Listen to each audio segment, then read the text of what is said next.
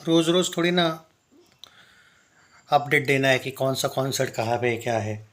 लेकिन यहाँ पे कुछ चीज़ों के बारे में बात करना बहुत ज़रूरी है ना। क्या ये पवनदीप राजन और अरुणिता कंजीलाल का क्या सच में सबसे बड़ा डाउनफॉल चल रहा है? इसके बारे में बात करेंगे। दोस्तों देखो, करियर है, चाहे वो क्रिकेटर हो, चाहे वो एक्टर हो, चाहे वो सिंगर हो, इवन इन योर लाइफ तुम कभी कभी ये चीज़ फेस करते हो, even in your jobs. Even अगर हम क्रिटिक्स की भी बात करें या फिर यूट्यूबर्स की भी बात करें, यस कभी कभी चैनल एक तरीके से रुक जाता है, ये भी होता है। सो डाउनफॉल कैसे नहीं आता, सबकी ज़िंदगी में आता है, इलेक्शंस में आता है, जीतना हारना, बराबर है। सब जगह पे आता ही है लाइफ में। ये नहीं कि हाँ मतलब जो कुछ बहुत से अमीर लोग होंगे, अमीर के बेटे अमीर, महा ज़्यादा ही अमीर, तो उनके ज़िंदगी में शायद ही आता होगा, ये भी हो सकता है। लेकिन मे बी मेंटेलिटी उनकी शायद, ज़रूरी नहीं कि कोई अमीर है तो उसको सिर्फ पैसा, उसको प्यार से शायद उसका दिल टूटा हो, कुछ ना कुछ दिल दुखना या डाउनफॉल, ये नहीं है ज़रूरी कि किस वजह से आता है, लेकिन आता ज़रूर है। अब यहाँ पे बहुत से लोग बोलते हैं कि पवनदीप राजन का जो टी सीरीज़ का सॉन्ग, सिर्फ टी सीरीज़ का सॉन्ग की बात नहीं है कि उसका वो रिलीज़ नहीं हुआ है। अरुणिता के भी 2-3 सॉन्ग्स पेंडिंग है। पर क्या वो सॉन्ग्स पेंडिंग होने से ही डाउनफॉल है? नहीं यार, यही आप गलत हो।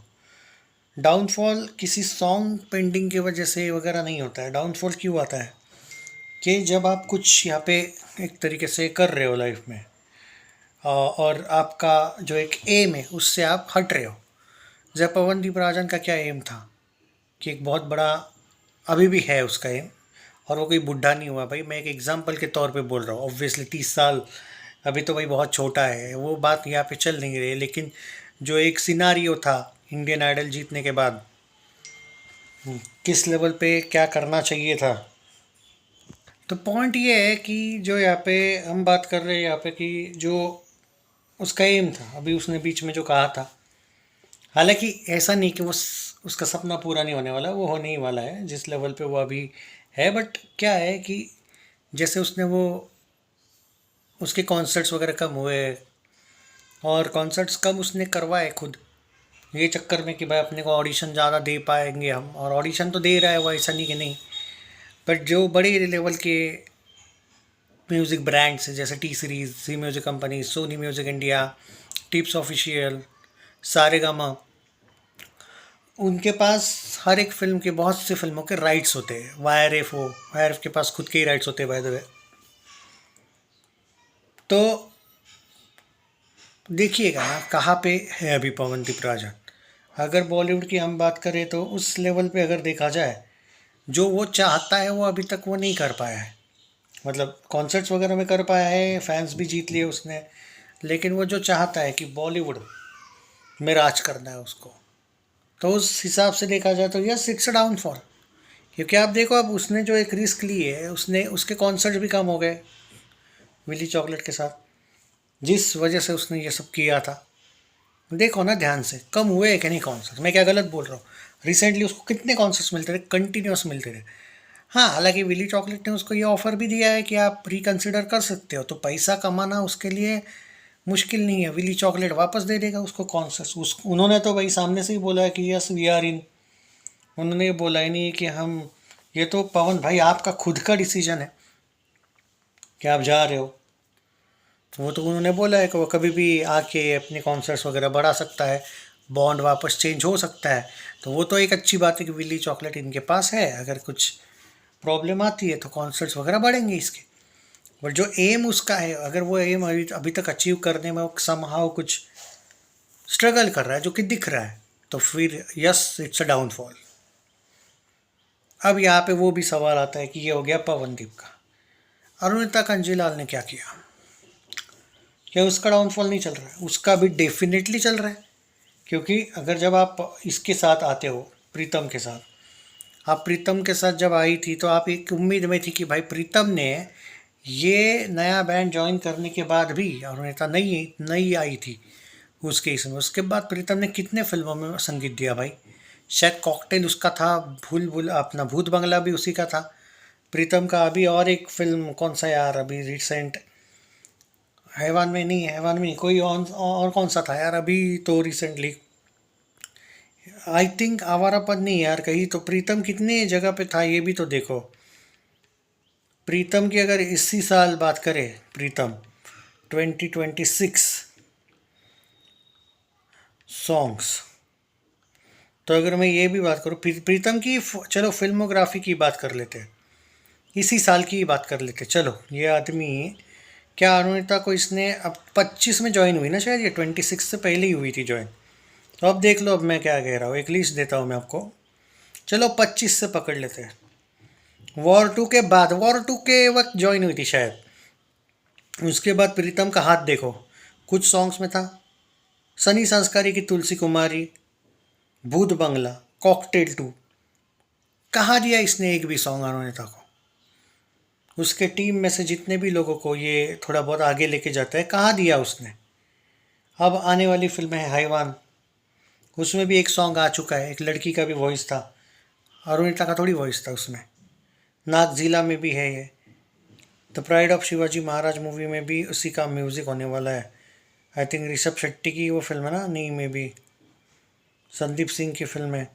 तू मेरी ज़िंदगी है, गोलमाल 5 में भी प्रीतम है। देखते हैं तू मेरी ज़िंदगी में आशिकी वाला जो फिल्म है, नहीं वो पहले ही साइन करी थी शायद प्रीतम ने मे भी, तो उसमें तो सवाल ही नहीं होता है कि अरुणिता का सॉन्ग हो।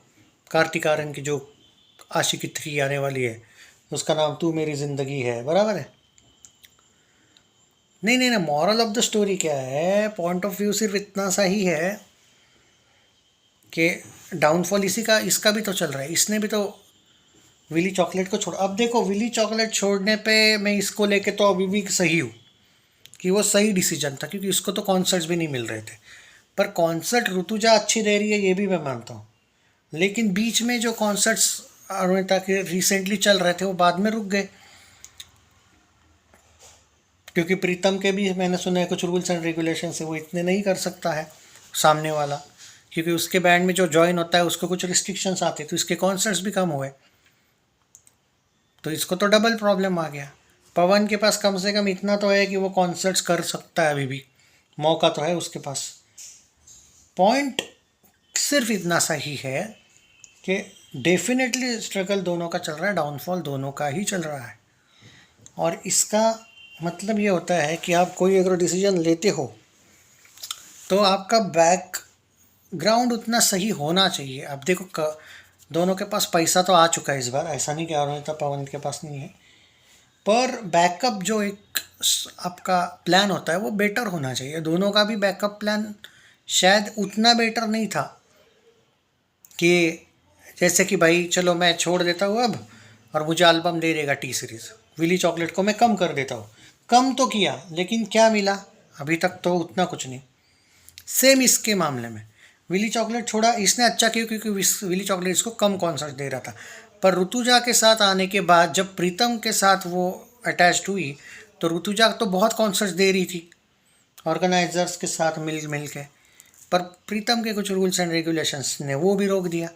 तो दोनों भी समहाउ रुके हुए ही तो है कि इसको प्रीतम के साथ ही कॉन्सर्ट्स करने पड़ेंगे या फिर कुछ और कॉन्सर्ट्स करने पड़ रहे हैं, वो भी कम।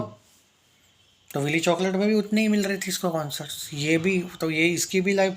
और कुछ बंगाली फिल्म्स के सॉन्ग्स मिले, मैं भी मानता हूँ, एग्री करता हूँ मैं, वो एक अच्छा हुआ इसके साथ। लेकिन बॉलीवुड के सॉन्ग्स का क्या, सेम पवनदीप राजन का पैसा तो आ जाएगा वापस, वो बोलेगा यार नहीं जम रहा है मेरे को ऑडिशंस, चलो मैं वापस आ जाता हूँ कॉन्सर्ट में, दे देगा विली चॉकलेट, क्यों नहीं देगा कॉन्सर्ट, उनका मेन सिंगर है। पर उसका फ़ायदा क्या फिर जो आपका एम था वो तो भूल गए ना, या फिर रह गया ना वो बीच में। तो इनको अभी भी 1-2 साल भले स्ट्रगल मिले, लेकिन ये जो अपनी बातों पे इन्होंने कायम होना चाहिए, बैकअप नहीं जाना चाहिए, अब बैकआउट नहीं करना चाहिए जो कर रहे हो। पैसा तो इतना है ही कि सर्वाइव पूरा ज़िंदगी भी कर सकते हो, इतना तो पैसा कमा लिया है, आगे भी कमाते ही रहेंगे, ऐसा नहीं। पर अब 1-2 साल के लिए इन्होंने वही करना चाहिए वो अभी भी जो कर रहे हैं। अचानक बैकआउट कर देना फिर वापस वापस ये करना बहुत मुश्किल हो जाएगा फिर दोनों के लिए। तो क्या लगता है आपको, डाउनफॉल चल रहा है या नहीं, कमेंट्स में ज़रूर बताइए। मुझे लगता है चल रहा है दोनों का।